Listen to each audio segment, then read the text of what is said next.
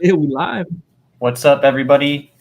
It's Tuesday, August 15th. It's We Talking About Sports, and we're back with another divisional breakdown. We see Ron here with Live. his Parsons jersey. We got Ben with his Josh Allen jersey. I'm repping the Shield today. I'm just a fan of everything right now. Boys, before we get into the business, how are you guys doing tonight? I'm great, bro. It's the NFC Beast edition, the NFC East divisional breakdown. I got my number one squad right here. Ben always dogs me because I wore the Cincinnati hat last week, but it's all about the C's. But this week, this C is for the Cowboys, man. So let's go. I think that's a Cincinnati hat and a Cowboys jersey, bro. I don't know. We're doing good, man. There's a good division. Obviously, Cowboys are the home team for a lot of, the podcast and some of the listeners. So interesting to get into this one. I'm ready. Yeah, got a lot of things to talk about with this division in terms of the, just the competition overall. This was one of the better divisions last year. Had 3 teams make the playoffs. Eagles made it all the way to the Super Bowl. They were one of the better teams all year. And then fantasy-wise, it's got a lot to offer. I guess pretty much every team has some pretty fantasy-relevant teams. So a lot to break down with this one. But before we get into it, preseason week 2 kicked off this past week. Hall of Fame game, I guess, was officially week 1. So this is officially week 2 of the preseason.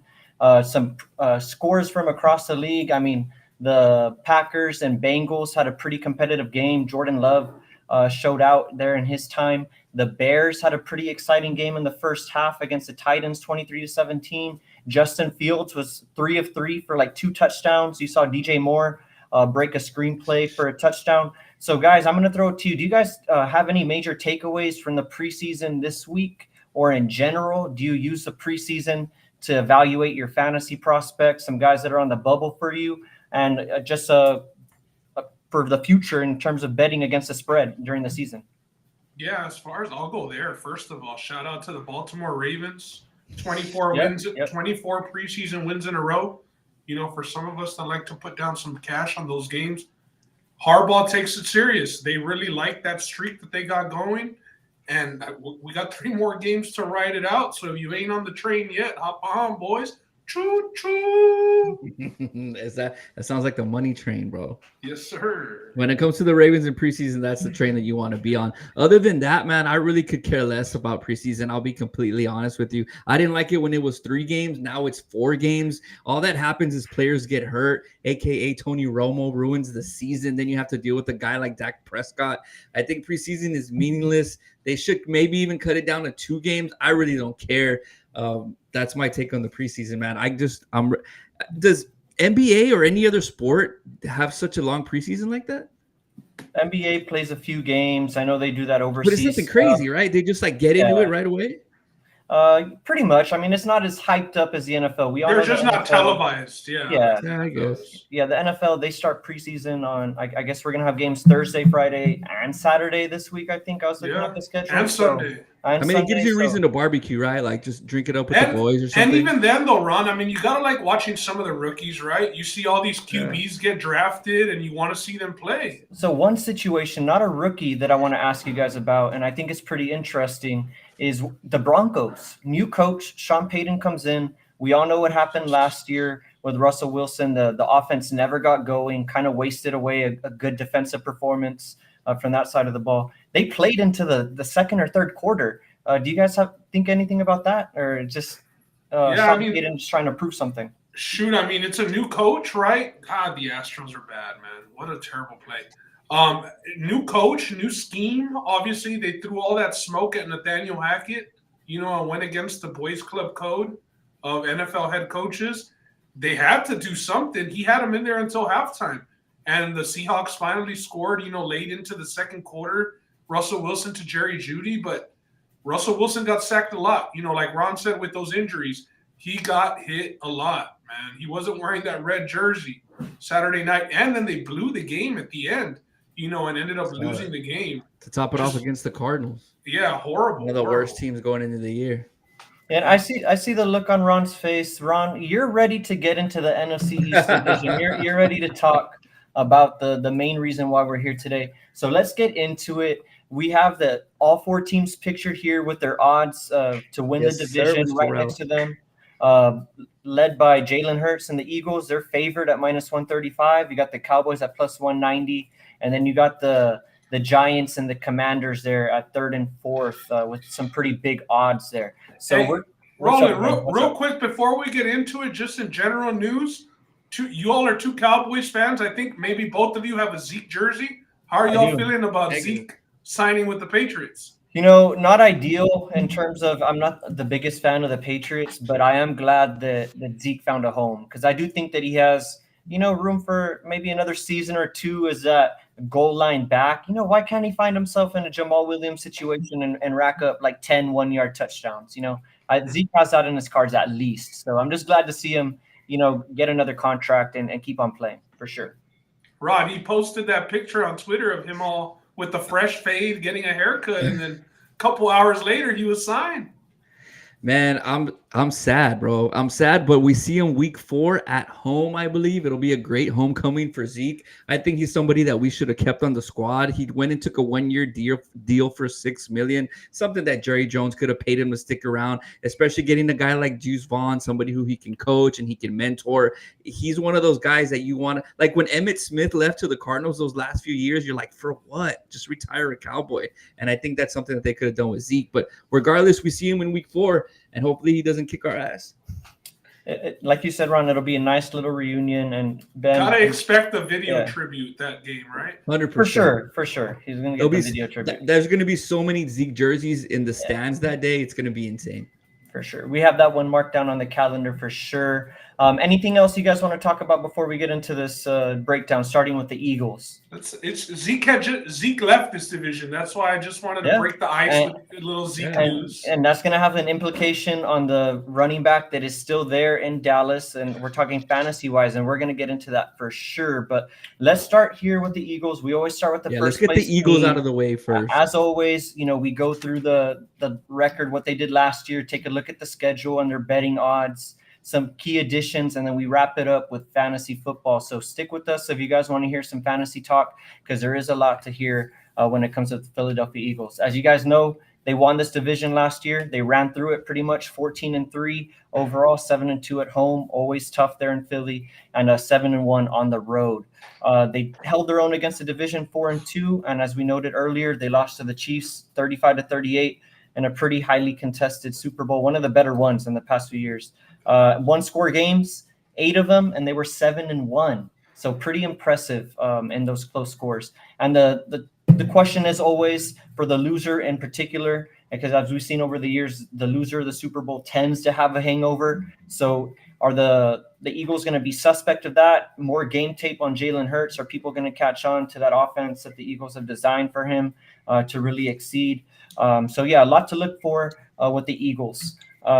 2023 schedule here pictured. Start off with the Patriots. Last year, they had one of the easier schedules. It was noted. People were looking at the list of quarterbacks that they played leading up into the playoffs. Couldn't really name a top quarterback that was listed there. But here, they kick off the Patriots. I like that they get their Thursday night game out of the way early up against the Vikings, it looks like there.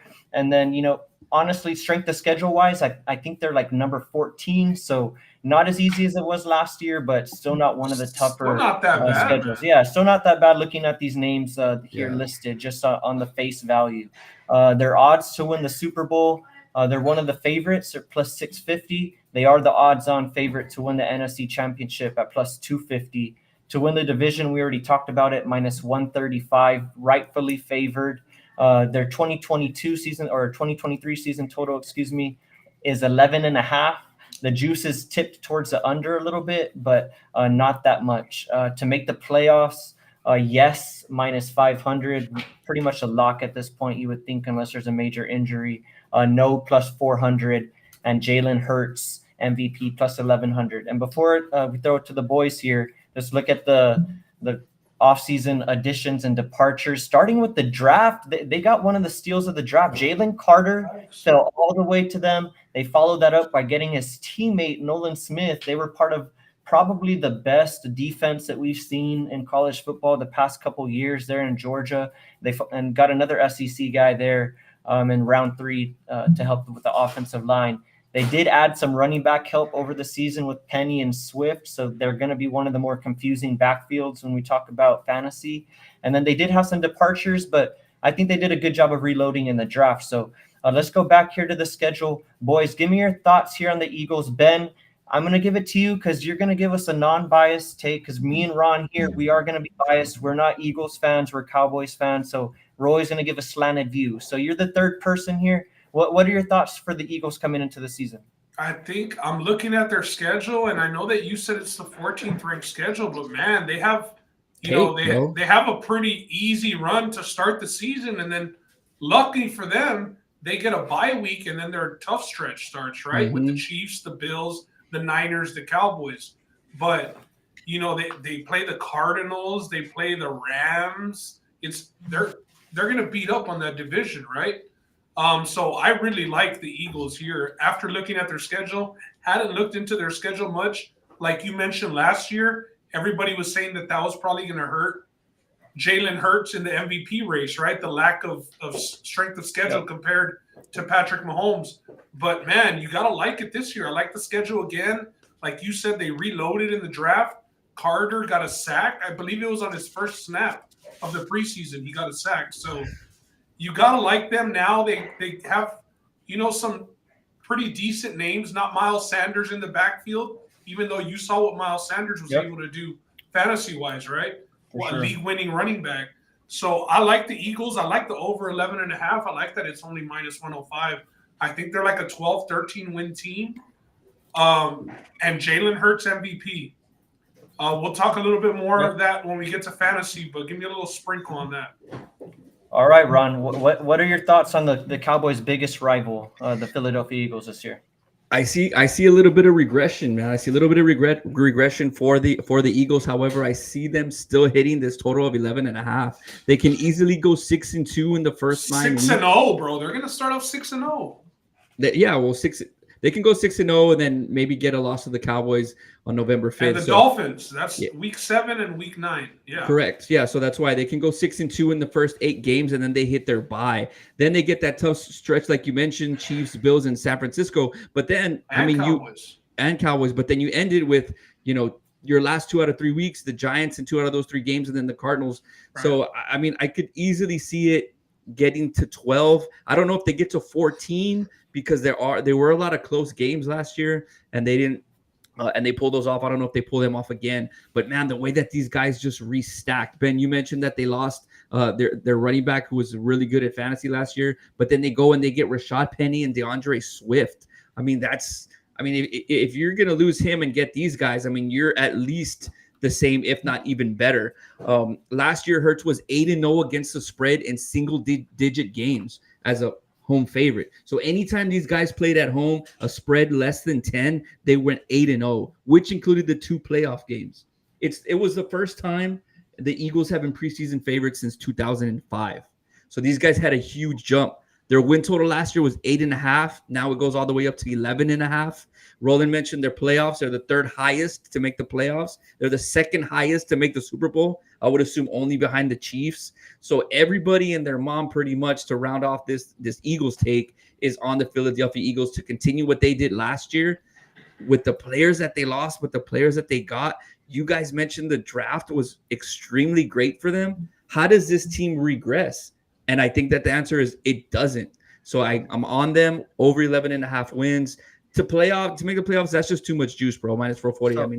Nobody's going to take that. They were 8-9 against the spread last year. That's why I'm saying I don't know if they, totally dominate, but I could see at least 12 wins this year. So just to be clear, just no regression for the Eagles. They're going to be right on par. At least 12 wins or more. Yeah, so, they had 14 wins last year. I think they get at least 12 this year. Just wanted to make sure I heard that right. And before I get into, move on further here, just want to shout out everybody in the comments, everybody watching. If you guys can please, hit a repost or, whatever, much appreciated. And, thank you guys for even watching in the first place. It's much appreciated. So looking at the Eagles, I don't see any regression. Their toughest games, the Jets in the beginning of the season on the road, you got to think that's a tough game. I do like that they get the Bills and 49ers at home. I think that's crucial. And I think the the way that they get to that 11.5 is, how they do weeks, 11 through 15, really. It's a tough look. I mean, 9 if you count it, but not even going to consider that with the bye. So it's kind of a reset there. So I like the total as well. I think they're the rightful favorites of the NFC East. And I'm also following Ben on his MVP vibes here for Jalen Hurts. So anything else you guys want to talk about here? What's up, Ben?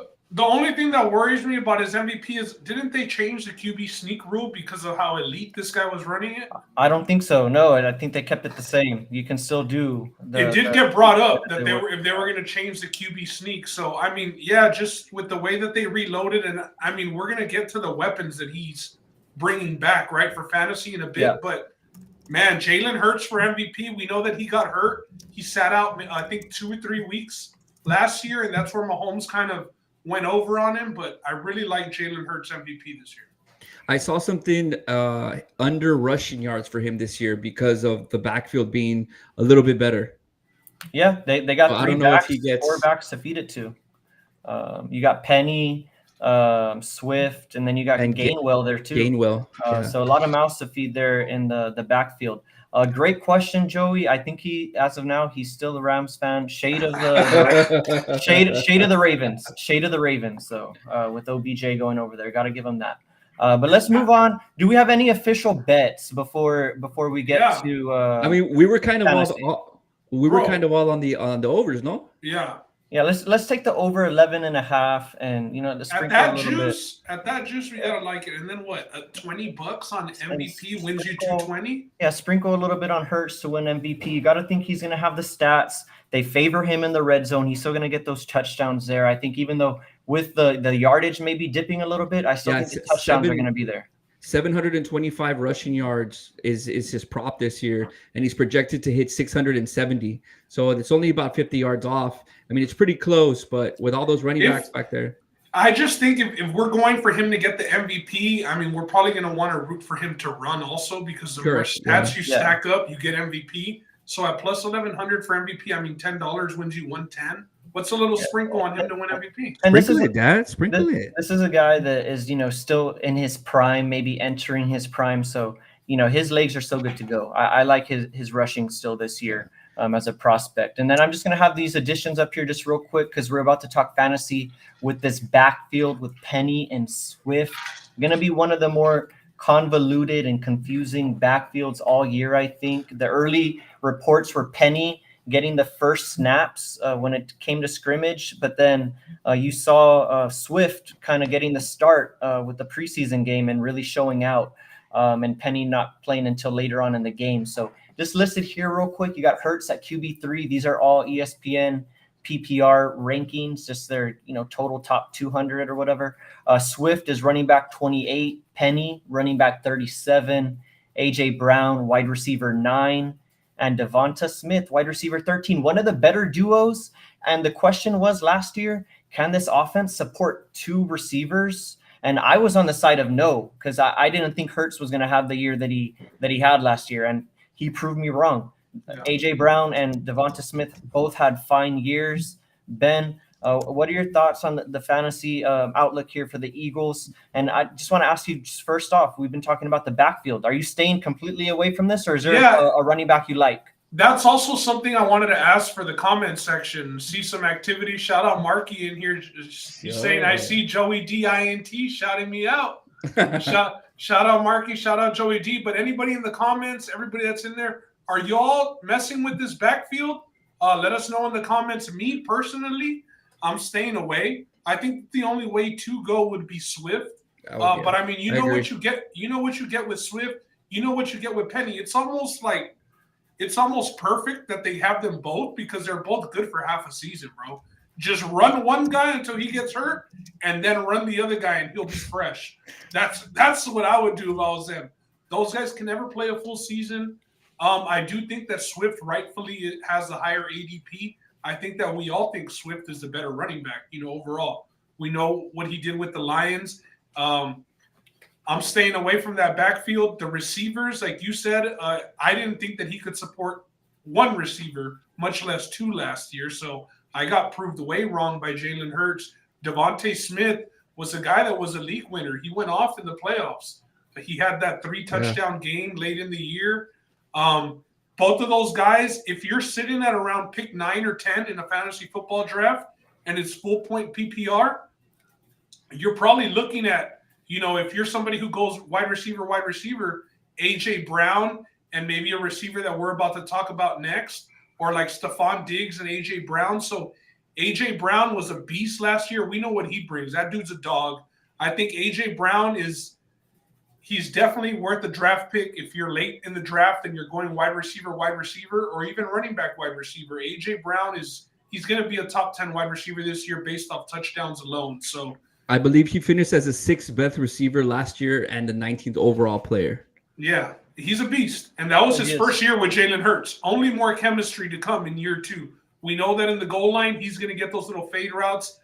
That combo, bro, like I said, I mean, we've been mocking taking AJ Brown in the first or second, and then in the third round when it comes back, you take, Jalen Hurts, and you got your combo of Hurts and AJ Brown, or you can even take Hurts and Devontae Smith and get that combo.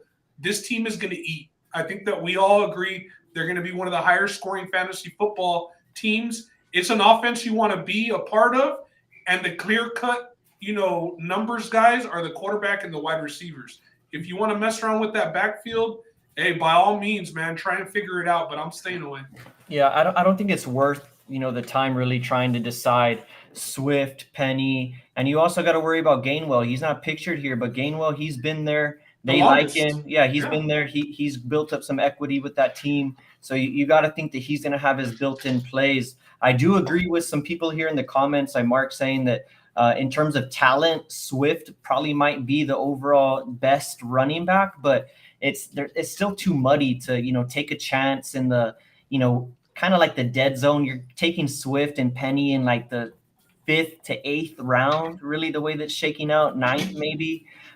So I'd rather go elsewhere than try and play with that backfield. But Ron, I do want to ask you about Jalen Hurts. We talked about these quarterbacks going early. Is Jalen Hurts a guy that you want to bet on because you're getting the running aspect from him? Like, would you favor a guy like Hurts over a dude like your boy Burrow? Because Hurts does have that running aspect. What are you? 100%. 100%, bro. I mean, we saw what he did last year. I mean, Burrow's a sneaky good runner, but they're not going to run draws for him like they could possibly run, quarterback draws for Jalen Hurts. And he's somebody who, even in college, it's a lot of RPOs, with him, a lot more RPOs, I'm sure, than Joe Burrow, will get.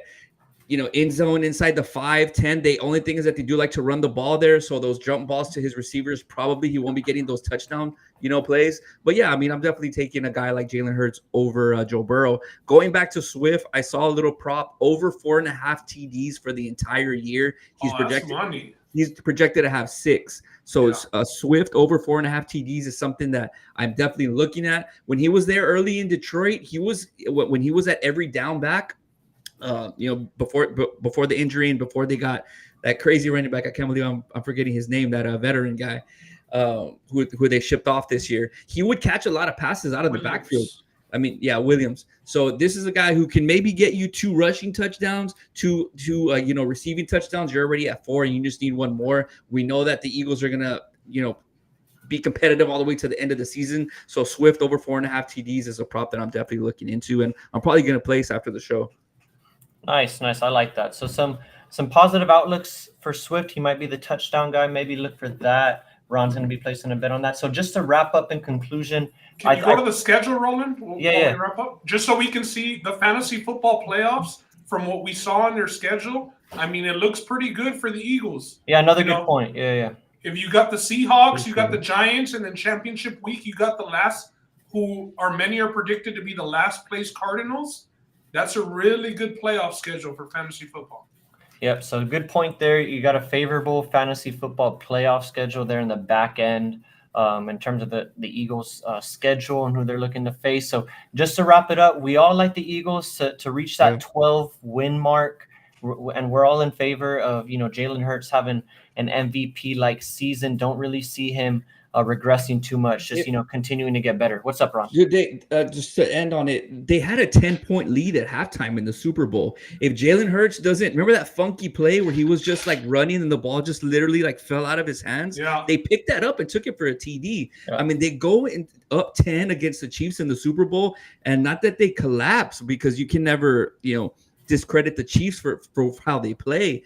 But I mean, this is a team that we should be repeat Super Bowl champions. So I think 12 wins, and our consensus bet is a good look, boys. Yeah, I like it. They might be on a revenge tour this year instead of a hangover. So look for the Eagles trying to get trying to beat up a part of that offense, fantasy wise.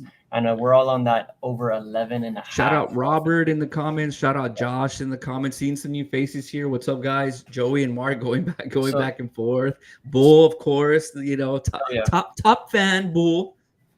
And as always, please give us a like and a retweet if possible. So here we go. A repost now, not a retweet. And so the reason why we're here is the NFC East, but the real reason why we're here is for this next team right here. It's the Dallas Cowboys. 2022. We got Mr. Dak Prescott pictured up here. 2022, 12-5. They held their own at home. 4-4 on the road. Did good against the division, 4-2. I think that includes a win against the Eagles. They lost to the 49ers, however, in the divisional round in the playoffs. 49ers seem to have our number as of late in the playoffs. 7 games decided by 8 points or less in the regular season. And we went 5-2 in those games, so not too bad. Question here, can Dak have a rebound season? I think he's been the key. If he can step up and play what his contract is, paying him like in terms of, top 5, top 7 quarterback, Cowboys have a good chance. And that's why we have, Super Bowl bound. Got to ask it every year. Is this our year, right?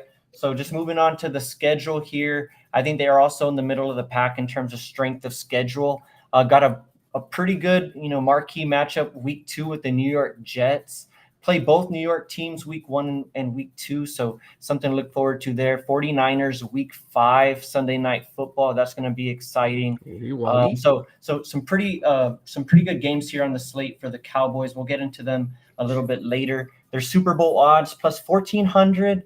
I see a lot of people liking that odds. They're pretty much like the rest. Like there's a couple of teams like the Eagles, the Chiefs, the Bills, and then the Cowboys are kind of like that next tier. They're at plus 1,400. They're just catching some love there from some bettors. NFC Championship plus 600 behind the Eagles. As we just mentioned, they were plus 250.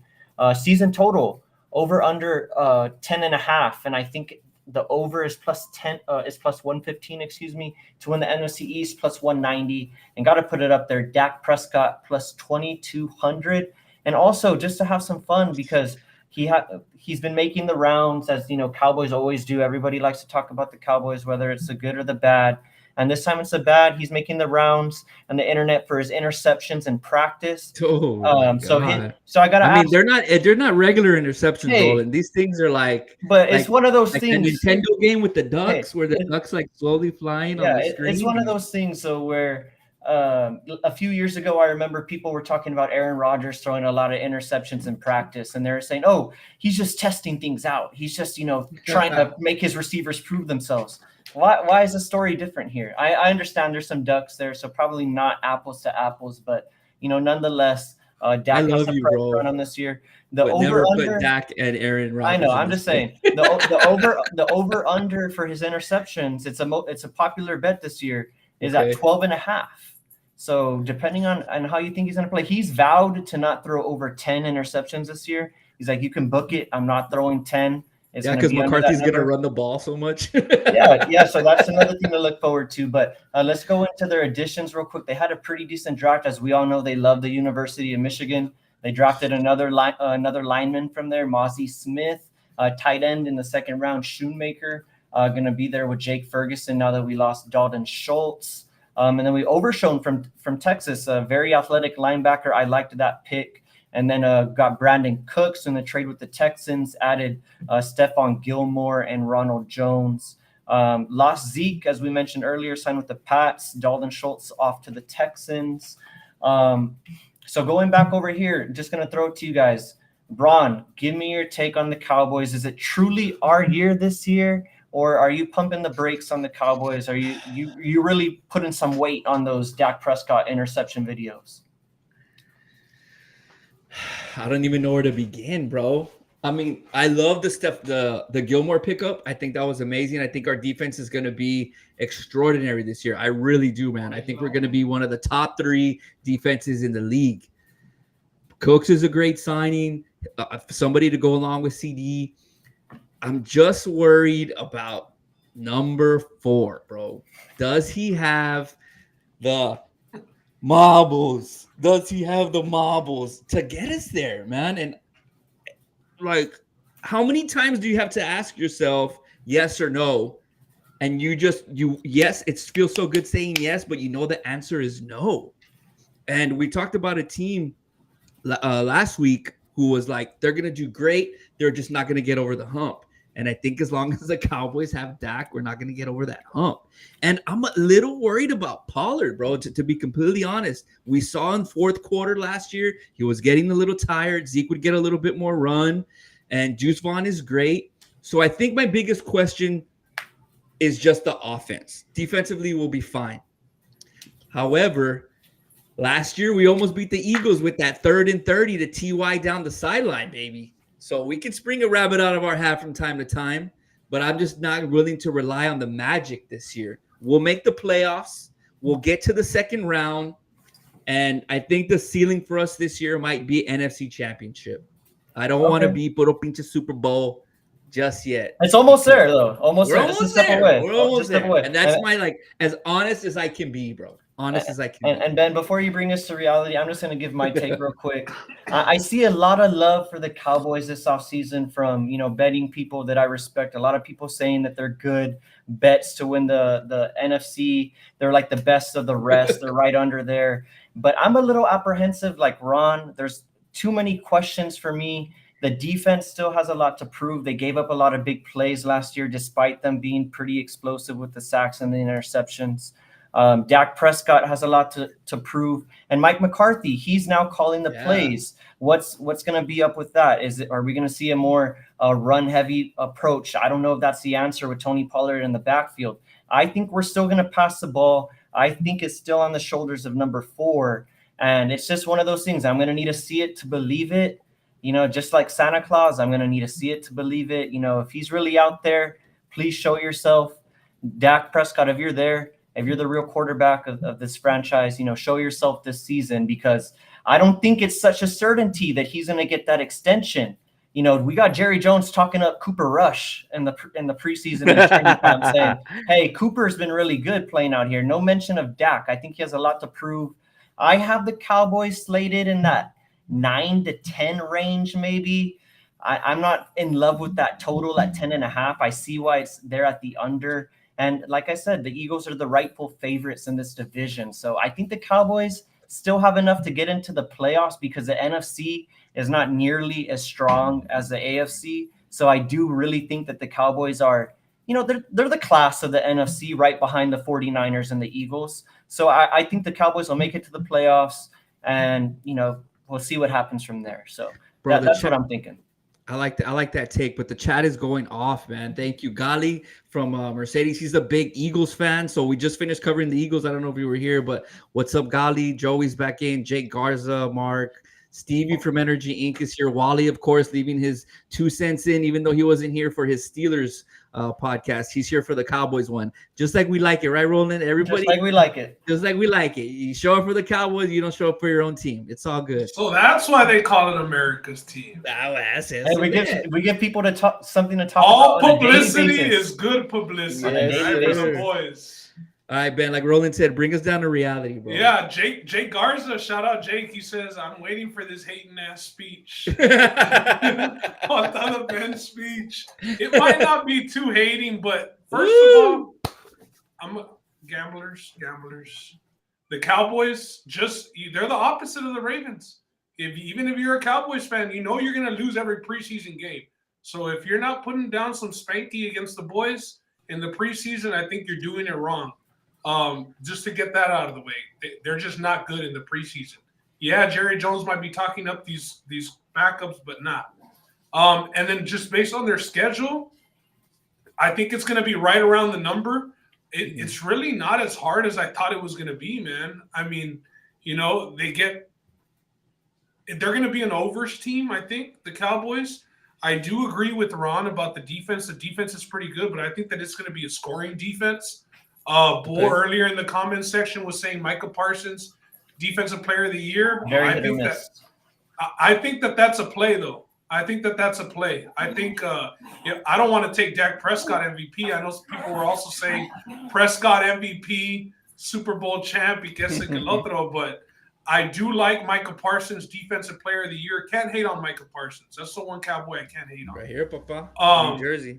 Yeah, but as far as, like Ron said, once it gets to the playoffs, I think they'll make the playoffs. But once they make the playoffs, that's when you got to win the games that matter. Dak has the IQ of a blender, guys. I mean, he doesn't have much brains up there, to be honest. After that spring break brawl that he got his ass beat at back in college. You're going old school, Dad. Hey, it's still some brain damage from that he said that they gave him.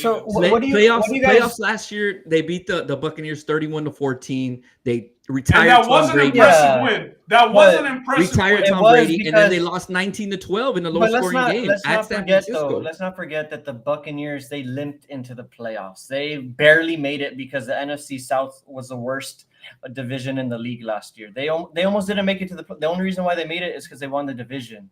So I give them props for winning that game. But the real test was playing the 49ers, and they still fell flat on their face. Excuse me. So 19-12. Still a lot to prove. And that 19-12 a little misleading because I thought they played like crap for the most part on offense. So not really too impressed there. So to just give some more positivity here, guys. There were 34-19-1 against the spread in the last decade versus the division. Now, if you remember correctly, we kind of ran the division for a little bit. The NFC East has always been a division where like nobody's repeat champions, but we've always been, further to the top than we have the bottom. Dak himself, I couldn't believe this when I saw it.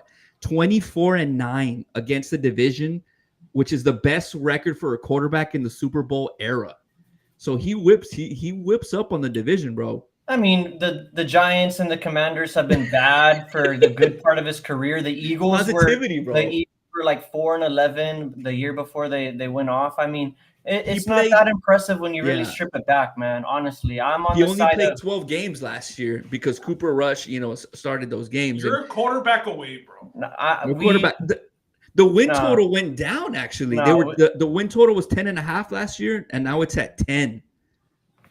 I saw 10.5 on DraftKings yesterday. Oh, okay. Maybe it changed, but no. Then I mean, okay. So then it's the same. Are we gonna get into picking the total for them? Are you guys? I'm staying away. This is a complete pass. No, hell no. That's a complete pass for me. Yeah, no. What is Cowboys? What is Cowboys to make the playoffs? I mean. Oh, I forgot to put that up. Let me.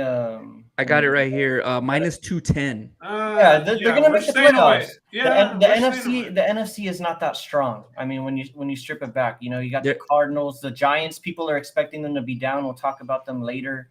You got the Commanders, the Panthers in there. Yeah, I think it's a pretty easy. The Rams is an easy schedule. The boys in the chat. Jake has under 10. Diego has Juice. Pretty much makes that a 10. To be honest. Yeah. They play the Cardinals, the Rams, the Panthers. I mean, where do you? Man, I kind of like the over here, boys. Yeah, they were 12-5 last year. Yeah, you gotta remember they went down to the wire against the Texans last year, bro. We'll see. We're gonna learn a lot about them early on. They got the Giants and Jets. We'll see what the Cowboys are about. Trivia question right here, real quick. That backup running back for Friday Night Lights, the one who backed up Boobie Miles, that's who Tony Pollard reminds me of. I can't remember his name though. Comer. Is it Comer? That's it. That reminds me of Tony Pollard. The guy who was coloring his cleats black. Yeah, he was coloring the. I don't think his name was Adidas, Comer. Right? Yeah. So somebody in the chat will get it. Somebody in the chat. The backup running back for Boobie in Friday Night Lights. That's Tony Pollard, bro. You're definitely gonna know what's up with the Cowboys by the bye week, just with that Yeah. Jets game, the Week Niners 7? game, and even that Chargers game. Like It was Comer. It's Chris Comer. okay, Yeah, I original knew Chris what was Comer. up.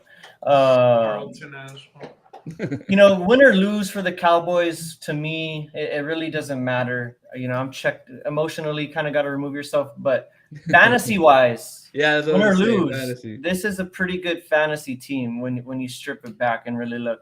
Dak Prescott, QB 11. Tony Pollard, running back 8. I think he's going to have a lot of discussion right now. CeeDee Lamb, wide receiver 7. Brandon Cooks, I think that's sneaky. Wide receiver 35. I agree. Michael Gallup, wide receiver 55. And also Jake Ferguson. He's unranked in terms of the top 200 or the top. I don't know why we put items. him on here. We didn't have Dallas Goedert on the Eagles one. Oh shoot! That's on me. Shout out Dallas Goedert, but yeah, Ferguson can have Is it that. Goddard that's or on me. Godare? That's I on think me. it's a little French. Godare. But Jake Ferguson, I just have him on there because I do think he's going to end up being the starter. So I think it deserves being there. But just want to look at these guys. Go into the skill players. Pollard and Lamb, running back 8. He's going to get his first look at running back 1 for the Cowboys without Pollard. I'm going to give my take real quick. I like him at running back 8. I like him if you can get him in the second round on the turnaround or on the back end, depending on where you're drafting. I think he's going to be a top running back. He will finish as a running back 1. He might not be the bell cow that gets 25 rushes or 30 touches a game. I think he's going to be capped at 20 to 25 touches a game. But I think that's just fine because I think the work that he's going to do with that is going to be more than enough to get the job done. He's a great pass catcher. We all know what he can do. He makes people miss. He's a good runner. So I think all signs are pointing up for Pollard. The only thing you got to look out for, like Ron talked about earlier, is maybe the wear and tear. But I do think the Cowboys are going to manage him properly. That's why I said he might be capped at 20 to 25 touches, but I think that's going to be more than enough. You know what he can't do to save his life? Is block. Yeah, he sucks, dude. He gets run over all the damn time. So Jake was mentioning here that Zach Martin, if you thought it was a bad sign, the way that Tony Pollard blocks, I think he needs all the damn help that he can get on the offensive line. Highest paid offensive guard in football? Yes, sir. I think that's He right. got the bag. He got the bag. So who do you like on fantasy, man? You like Pollard here? Pollard, Are you as high on him as I am? It sounds like you're saying that he needs to be Austin Eckler. Like from what you said, I think he can do that. Yeah, based on like what the touches you think that he needs to, like, not being the bell cow but doing the most with the receiving and limited rushing. I think that he needs to be like an Austin Eckler type player, and I think we're gonna find out this year, right? Based on if you're in the back end of the draft, you're probably not gonna have a look at Pollard unless you really reach and get him, on the comeback. But it's mostly the people that are in the front of the draft that are drafting Pollard. So it's either those guys drafting, Justin Jefferson, Jamar Chase, Cooper Kupp, or like Kelsey. Those are the guys that are drafting Pollard on the way back. I don't know if I want to trust Pollard to be an RB1 with him being, the sole focus. I really don't. It reminds me kind of like of the Marion Barber days. Obviously, complete different run style, right? But, man, when he would come in, it was like everybody was tired, and then he'd come in and tear it up. Now that he's going to be the bell cow, like I said, based off where I'm positioned in drafts at the back end, I'm glad I don't have to make the decision. But I wouldn't want Pollard as my RB1. No. I'd rather go 0 RB than have Pollard as my RB1. Does the Ronald Jones signing have any effect on that? It's not about that. It's not. No. It's just a big question mark of, first year. As the guy. Full starter as the guy. Yeah, like you said. Yeah. What about you, Ron? Are you taking a chance on Pollard? Do you like him before we get into some of these other guys? I just don't, man. For the same reason that I mentioned earlier, is he hasn't shown me enough while Zeke was there that he can. I think he looked a lot better than Zeke just because Zeke was the older guy. He had, more miles on him. Himself. Yeah, I mean, Pollard was that new truck, coming off of the showroom floor, and Zeke was the car with the 200,000 miles on him, man. So I think that, especially in an offense like that, Kellen Moore did like to a little bit more high paced where Pollard fit that, and Mike McCarthy's offense might be different. They might use Pollard in a completely different role than we're used to seeing him with the way that Kellen Moore used him. I think the little sleeper here, what you guys did say, is a Brandon Cooks. I'm all about my wide receiver twos.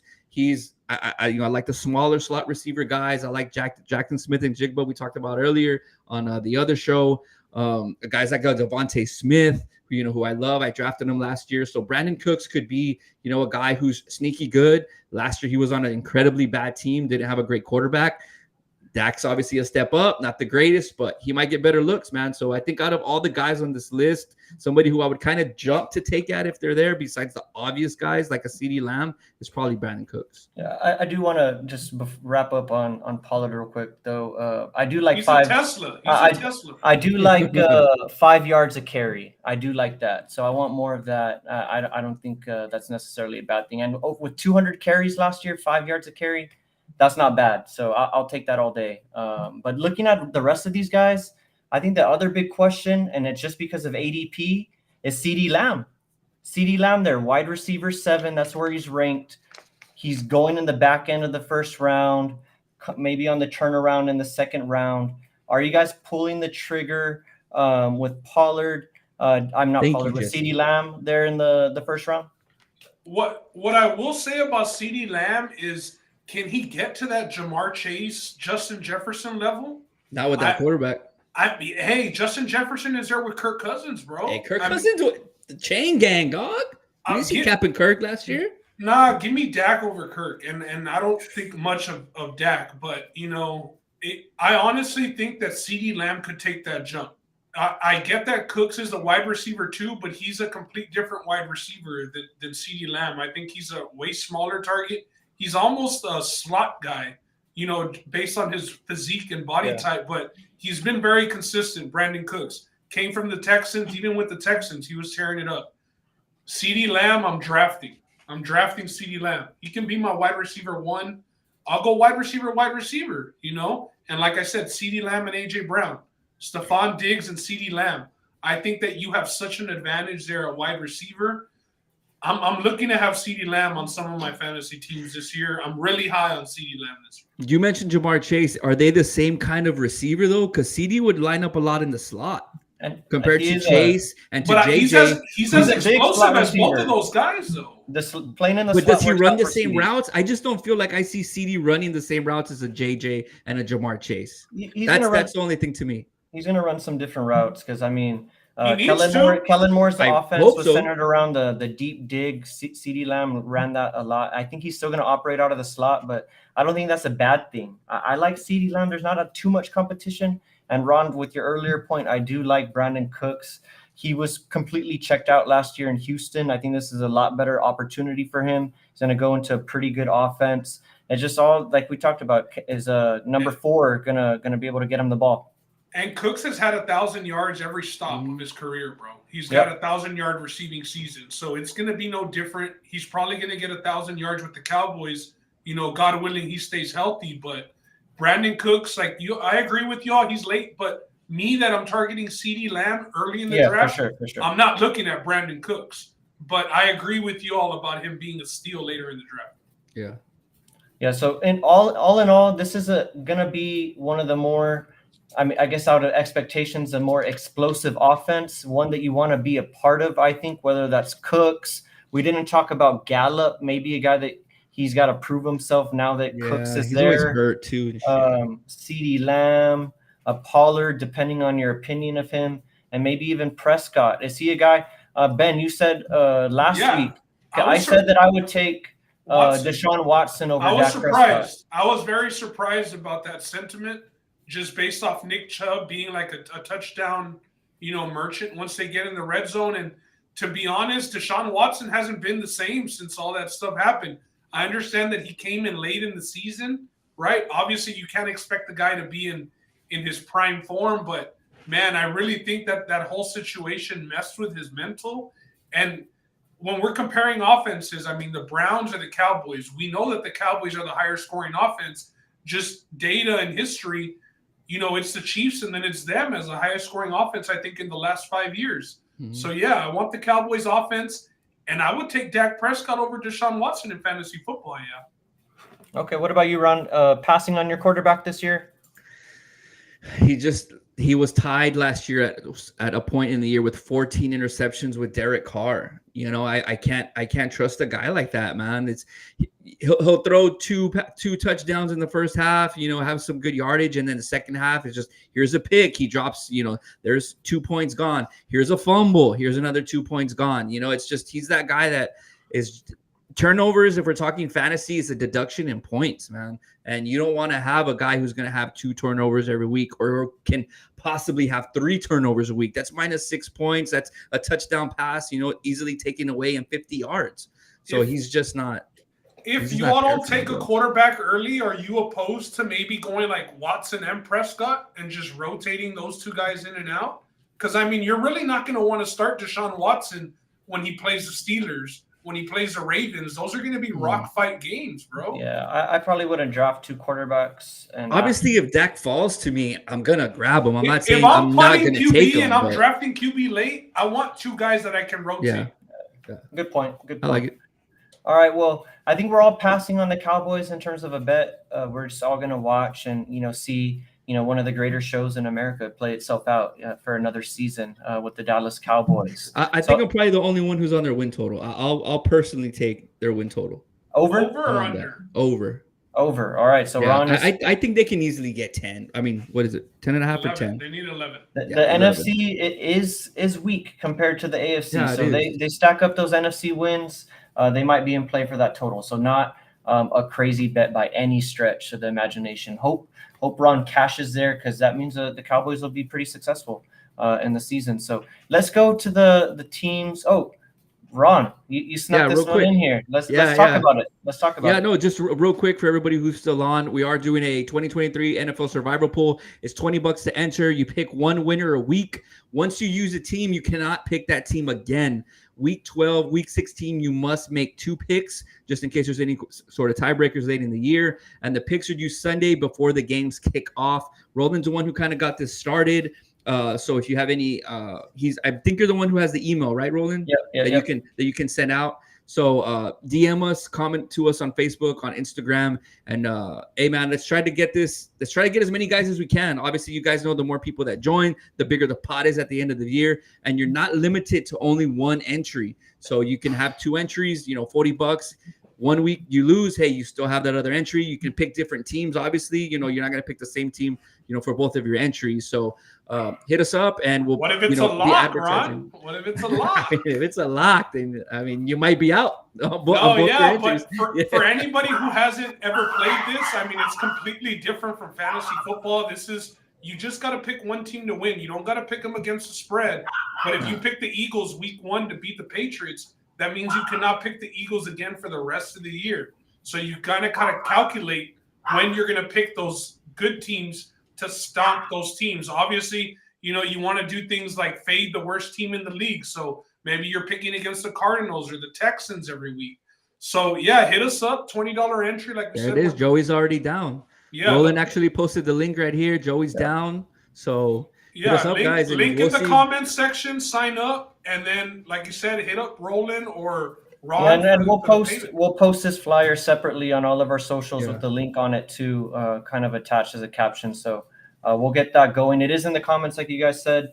And yeah, let's get this going. Whoever wins though, hey, barbecue and first round of beers are on you, because there's gonna be some feria in the pot. Yeah, let's get this going. Let's get some. We still got 2 more teams to go, but multiple entries. Yeah, and let's make this, you know, quick. You know, we don't really like to talk about the Giants too much, but we got to give them their props because they did surprise people last year. They flew over their total, 9-7-1, 5-3 at home, 4-4 on the road in the first year of the Brian Daboll experiment. Really got the most out of Danny Dimes pictured there. Didn't do so good against the division, 1-4-1. They got, pounded by the Eagles 7-38 in the divisional round. 12 games decided by 1 score or less, and they were 8-4 of those games. So of their 9 wins, 8 of them were by 1 score or less. So played a lot of close games. Their games could have gone either way last season.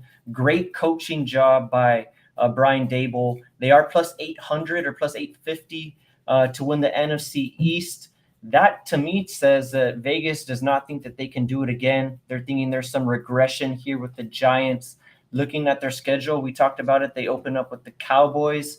We are matched up as a division with the NFC West this year. So they play the Cardinals, 49ers, and Seahawks consecutively. And the AFC and East the AFC East too. So That's they tough. they have a pretty tough stretch there in the beginning of the year. We're just like the Cowboys. We are going to find out a lot about the Giants early on and whether or not they were right in giving Danny Dimes that money. He did get extended.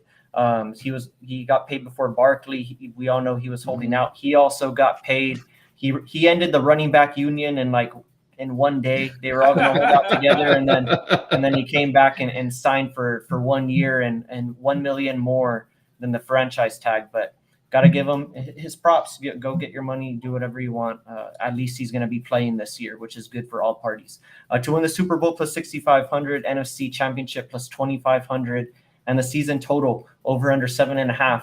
Not going to run through all of these picks. I do like Jalen Hyatt. He's been making a lot of the rounds in the TikTok world and the Twitter world in terms of the preseason and the camp highlights. He does have speed for days. Got Odell Beckham talking about him. Also, Darren Waller was one of the key additions. He got traded the day after his wedding to the Giants from the Raiders. And then just got to have it up here for fun. Kenny Golladay, one of the worst contracts of all time, finds himself as a free agent. Didn't break out after all there at the end of the season as everybody was waiting for him to anxiously. So, guys, do you agree with Vegas here, plus 850 on the Giants, or do you think that's a little too harsh considering what they did last year? It's about right, man. I mean, I think it's a two-team race. We saw that division record, 1-4-1. I mean, it's not – yes, Brian Daboll overachieved, did a great job in his rookie season as a coach, but they have their work cut out for them. They have a running back who got paid his 1 year, and who knows how hard he's going to run, man. I think that, if he's going to be risking an injury like that, I don't want to, speculate or anything, but there's a lot of question marks with, Barkley's future there with that team. So me personally, I'm staying away. I'm going to save my under bet for, I think, the last team that we're going to talk about. But once we get to fantasy, I do have a couple of players that I like on this team, and they might not be the ones everybody's talking about. What about you, Ron? The win total didn't change for me, man, which means that Vegas is not believing the hype that they had last year. They were 13-4 against the spread, which was the best in the NFL. They were 10-2 against the spread as dogs. So pretty much last year you bet on them as dogs, you were pretty much cashing. Like you guys mentioned, Brian Daboll was a coach of the year. And I think those stats are so crazy that there's no way that they can get repeated. I'm 7.5. I would have loved under 8.5. I know it's only one game, but the 8.5 just feels so much better. I wouldn't mind taking the 7.5, but I'm still going to stay away. Bottom line with the Giants, man, is that they're going to have regression because their schedule is just so tough. And I honestly think that Saquon is not happy. We could see a situation where they're under 500 in the middle of the year. He gets an injury and they're so far out of the playoff race that he might just, call it quits early on some, BS. And, it's just drama with you don't like the question mark there. Yeah, you don't like it. It's a 1 year deal. It's a 1 year deal. They're favored. Yeah, he got the franchise tag. He could say, you know what, I'm franchise tag. Finally, I'm out of here. I wanted to be out of here before this year. They're favored in only 5 games this season, which goes to show that they might only win 5 games, which is way less than 7.5. So I would take the under 7.5 here, and it's just total and complete regression. I think they paid the wrong guy, Danny Dimes. I mean, before last year, bro, what? Yeah, we thought he was on the way out. We thought he was another first round pick. Hey, but a coaching change will do a lot, man. And that's a good point, Ben. And that's why I'm just going to wrap up here on our thoughts here. I'm not going to take the over under 7.5 out of respect for Daboll or Brian Daboll. I think he's good enough to get them some wins. He's a maximizer. I agree with Ron, though. There's going to be regression. I don't think Danny Dimes is going to play as good as he did last year. I think we're going to see the real Danny Dimes. I don't like their weapons. You got Isaiah Hodgins. No disrespect to him. He proved himself a little bit last year. I'm not hating on him by any means, but Isaiah Hodgins and Darius Slayton, not scaring anybody when you talk about weapons and Darren Waller. Hyatt could be a little sneaky, but Yeah, I'm with Ron here. I'm not on the What- Giants. I'm passing completely though, because I do respect Dayball to get some And- sneaky wins. Yeah, and just based on that, like they're a team that you're going to want points with. Like, yeah, maybe they're not going to get those wins, but when they're catching 8.5 against the Cowboys, maybe you're going to want to take the Giants because the Cowboys are going to win by their 3, 6, 4 points, right? So 10-2 against the spread last year. Yeah, I'm not saying that they're going to be like a bet against team necessarily because they're going to be catching points a lot of the time, and they're that type of coach you want to back getting points. So not touching the over-under, but definitely when they're catching a lot of points, they're a team that can hang around and make it tough. They're gritty. So it sounds like we're all passing betting-wise, but as Ben said earlier, there is another aspect to this game, and it is fantasy. I only have 3 guys listed up here, so Ben, if you got anybody else, please do let us know. We got Daniel Jones, and this is just based off the ranking, so I didn't really do much more than that. Daniel Jones, QB 10, Barkley, running back 3, PPR-wise, and that's full point, and Darren Waller. As always, he's a perennial, top 5 tight end in terms of fantasy rankings, finds himself at tight end 4. So the big 3 before you give your sleepers, anybody here that you're taking a chance on? You guys mentioned Barkley being disgruntled. Does that mean you're staying away? Yeah, definitely. That's the question I wanted to ask you guys, especially, you guys are a little bit more into the fantasy world. Being the disgruntled, being he's on, the franchise tag, if you're there at top 5 pick and he's there, do you take him, or can you actually punt on Barkley? He's like between pick 7 and pick 10 is usually when somebody's picking Barkley. Is that far back? I thought he would have been a little closer. Nah, maybe 5, 6. You got to get to mocking, my boy. It's tough. It's tough because Barkley did go hard last year. He had a comeback season. Everybody was questioning whether or not he was going to be a running back 1 with his injuries. But he proved everybody wrong. I was one guy that completely faded him last year. I'm probably not going to touch it again. I think he's going to have a decent year. He can, interestingly enough, he can still get franchise tagged next year. Excuse me. That's the weird thing about him signing the 1-year deal. So it's a complete it's like pass a for me on all franchise fronts. tag, bro. Yeah, and I'm passing on the Giants here. I'm passing. What I will say is, like, give me Bijan, give me Derrick Henry, give me Nick Chubb over somebody like Barkley. 100%. So give me those guys before him. I'm not touching Barkley. I do like Waller. I think that Waller you can get like in the 4th, 5th, 6th round, depending on, how your draft is going and if it's a 10-man or a 12-man. I like him at tight end. A lot of good things that you're hearing out of camp. Daniel Jones loves Waller, most of his passes. And like Roland, you said, just the lack of weapons. Somebody like Isaiah Hodgins, Bills practice squad player. I'm glad he got his chance, but that's where Dabble knew him from. If not, he would have still been on the Bills practice squad. You know what I mean? And just everybody got hurt for the Giants last year. So, yes, he made a name for himself, and he's going to be relevant to their roster. But I like Darren Waller, and I like Hyatt. I think Hyatt, especially in 12-man leagues, he's a wide receiver that you want to draft. You can keep on your bench for the first 3-4 weeks, see how he pans out. And maybe after that, you start plugging him in at your flex. Maybe he really pops. There's him and Zay Flowers are the 2 rookie wide receivers that I'm keeping an eye on.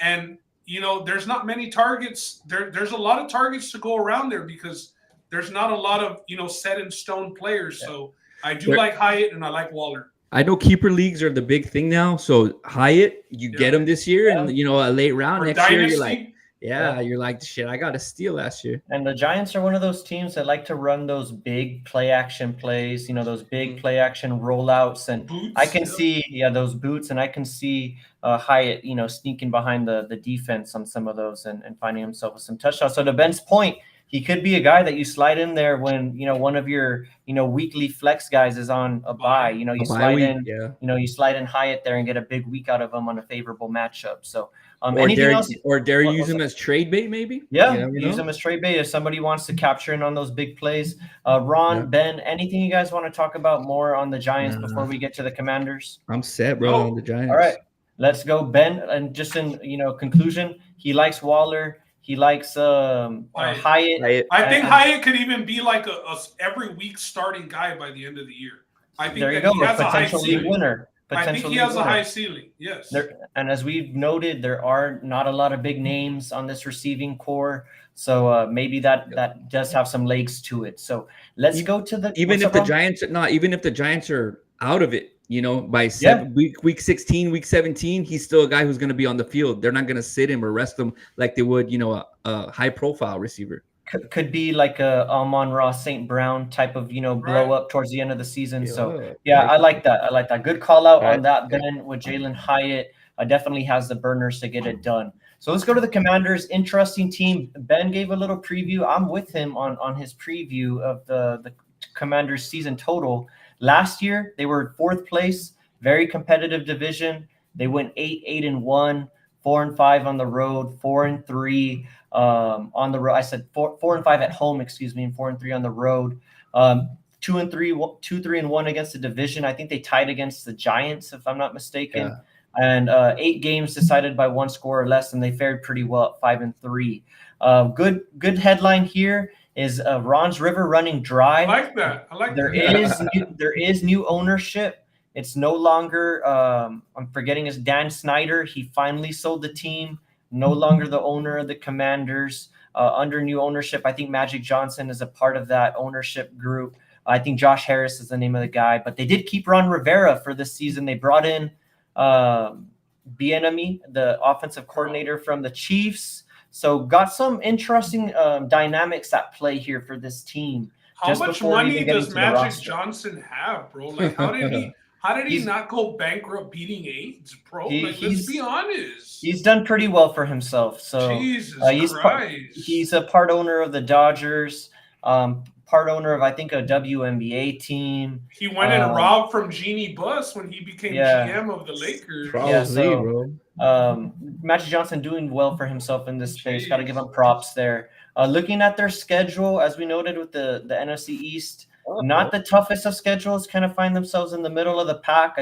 I do think the way their end of the year breaks for them with the Jets, the 49ers, and the Cowboys, kind of tough. Dolphins, Cowboys. The Dolphins got some division games packed in the back half of that season.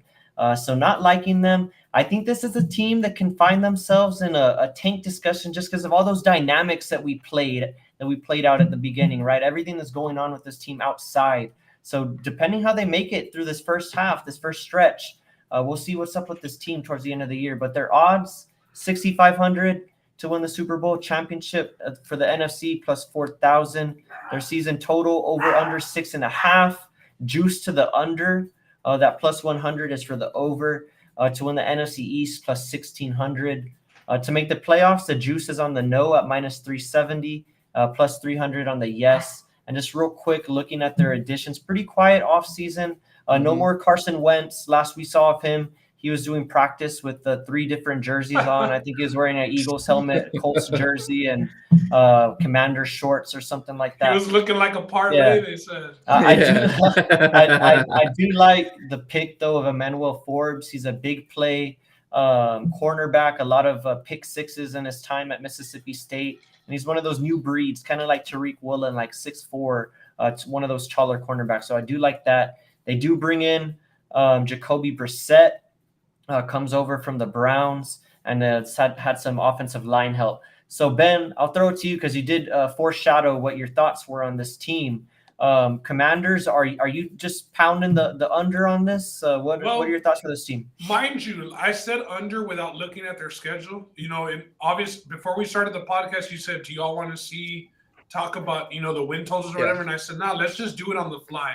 And I automatically thought, man, this team has who's their quarterback, bro? The kid out of North Carolina? They're rolling with Sam Howell. Sam Howell out of North Carolina. And I mean, Sam Howell was not even a great college quarterback, so I'm not believing in it. And I thought right away unders, just based off that. If you're running with Sam Howell as your starting quarterback, you're tanking. You're tanking is what you're doing. And then I see that they got the other tanking team week 1, the Cardinals, right? And they're probably going to be favored in that game against the Cardinals. Obviously, without Kyler Murray, they're going to be playing the Colt McCoy-led Cardinals. And then week 2, they got another possibly winnable game with the question mark that is, the Denver Broncos offense. But then after that, it starts getting tough. it starts getting real. I'm still going to go under. I'm not going to pound it. But yes, give me the under at even money, plus 100. They could possibly start off 2-0, but I think that then they go back down to reality after that. For sure. What about you, Ron? What are your thoughts here with the Commanders? I like the under as well, just because of the line at plus 100. I think six I do want to point out that's for the over. It's plus 100. The juice is on the under on this one. I've taken it recently. Yeah. But it can't be that bad if it's like minus 140. Okay. I'm still going under. I mean, looking at their schedule, man, I think 6 is probably the ceiling for them. Their defense is good, which is going to keep them in games, but the Sam Howell situation is just bad. Gibson in the backfield is decent. I just think the quality of opponents that they're facing, their division, their non-division games, San Francisco, Miami, the Bills. I could see them getting wins against like the Falcons maybe, but that might even be a tough game. Seattle's kind of a coin flip. So you're really only looking at, maybe the Rams. They have some games, but some games that are winnable, but they're not going to be favored in the line. But at that point against the Rams, depending on how they're doing, they might be on the tank button. They might not be trying to win. Yeah, and after that, they got Jets, Niners, and Cowboys, who are all going to be playing winning football. I don't like to talk about coaches' jobs, but Ron Rivera is another guy that could be the first guy gone, depending how the season starts. This is a new ownership group. Ron Rivera, he was not hired by these guys. They're gonna want to get in a new guy. They don't have a guy at quarterback. You got some pretty good prospects this year, and Caleb Williams and Drake May, some other guys out there. This would be a good year to do it. So I like the under just for those reasons. Not even looking at the roster. I'm down to make that a consensus. And 3 things about the Commanders. The unders, I'm definitely going to be looking at. They hit 65% with Ron Rivera as their coach. 12-5 to the under last year. And in fantasy, when we get there, before I forget, Jahad Dotson over 775 yards. So those are 3 things. The unders, and Dotson, man, is pretty much all I'm looking forward to on the Commanders this year. Nice. So it sounds like we're all on the under for the Commanders. And Ron talked about Jahan Dotson, his receiving total. I do like that. So that's going to lead us to fantasy real quick here. We got Brian Robinson, running back 33, Antonio Gibson, running back 35. Another confusing backfield. Scary Terry, wide receiver 24. Got to give him his props. He's a consistent 1,000-yard receiver. He gets it done no matter who's back there. Jahan Dotson, his running mate there at receiver, really stepped up last year, was a touchdown machine. Wide receiver 37. And then I just threw Logan Thomas there because he, scraped in at the bottom of the tight end rankings at tight end 25. Talented guy, often injured. Can't really rely on him from a week-to-week basis. But former he's there anyway. QB, he's soft. Yeah, former QB, good point. So, Ron, I'm going to throw it to you here because you talked about Jahan Dotson and his receiving total. Are you taking him in your fantasy drafts if you have a chance? I am, man, because you know me, I'm all about those wide receiver 2s, but they're a team that's going to be behind in a lot of games. And with their backfield not having a standout guy, they'll just look to sling the rock, which is, what I think. He has 4.4 speed, great hands, and as a wide receiver 2, he's wide receiver 35. Brandon Cooks is wide receiver 37. Cooks is 35. I mean, if he's comparable with a guy like Brandon Cooks, I don't see why not. You're taking Cooks all day, though, in that scenario. If you have to choose between both of those guys. I don't know, man, because I think that Dak would fall in love a little bit more with CD and kind of force the ball to CD, where a quarterback like this guy from the Commanders might just sling the rock to whoever's open. And what Dotson showed last year is he was I think for the most part, he was a touchdown or bust guy, but he did score a lot of touchdowns last year. He's a good jump ball guy. Yeah. So, he is going to score a lot more touchdowns than Brandon Cooks. By a lot more, like maybe 4 or 5, because Brandon Cooks, I think Brandon Cooks' ceiling is like 5 touchdowns, for the season, just based off the routes he's going to be running, how small he is. He's not very good at yards after the catch, but so I see where you're going with. This is just an offense that has a lot of question marks, a very questionable quarterback. What I think about their quarterback, I think he's a poor man's Kenny Pickett, bro. That's what I think. He is a gunslinger, so he'll throw it up, but it's going to be way more interceptions than even Kenny Pickett. So Really don't like it. I like your angle rolling on them. You know, this is a year to tank for a quarterback. There's some pretty good options. It is, you know, Drake May, another North Carolina quarterback. I don't know if they want to do that again, seeing as Sam Howell came from North Carolina, but this would be the year to do that. And I'm pretty sure the odds on Ron Rivera being the first coach fired have to be up there. You know, That's as far as future. I like that. Yeah, so this could be a team that's taken. The only pick that I like here in fantasy, just to finish this, is Brian Robinson. I think he could be a goal line touchdown guy. If you're going wide receiver, first and second round, this is one of the guys that you add to your running back carousel, and you know, hope that he sticks around. Gibson is just a third down running back at this point. Mm-hmm. So I like Robinson based off of his ADP. You can get him like 7th, 8th round, and he's going to be a starting running back in the NFL. So at that point, you know, you got to like the value. As of August 3rd, NFL coach, our first NFL coach to be fired odds. Mike McCarthy, our boy, 600 as a leader. So wow. not so good. Not so fast for Mike McCarthy. There, he's gonna have to bring out some more of those dress shirts that he's known for. Then you got Todd Bowles for the Buccaneers. I like that at plus 600. Yeah. Another tank candidate team. McDaniels of the Raiders plus 700.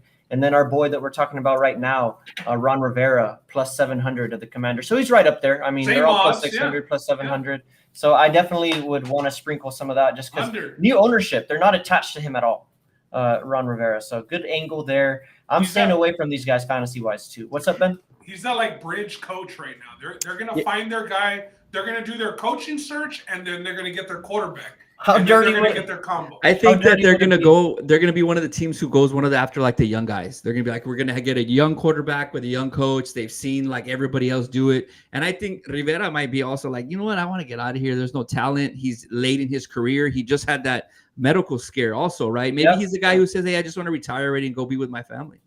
Yeah, and it would suck for Bieniemy too. I mean, he offensive coordinator, want to be the guy in waiting, maybe. I thought you were going to say they were going to give him the head coach. No, I was going to say it would suck for him. I mean, if he would miss out on that opportunity, but that's another thing. Like they're learning a whole new offense, bro. With the quarterback that is a below average NFL quarterback, was never drafted to be a starter.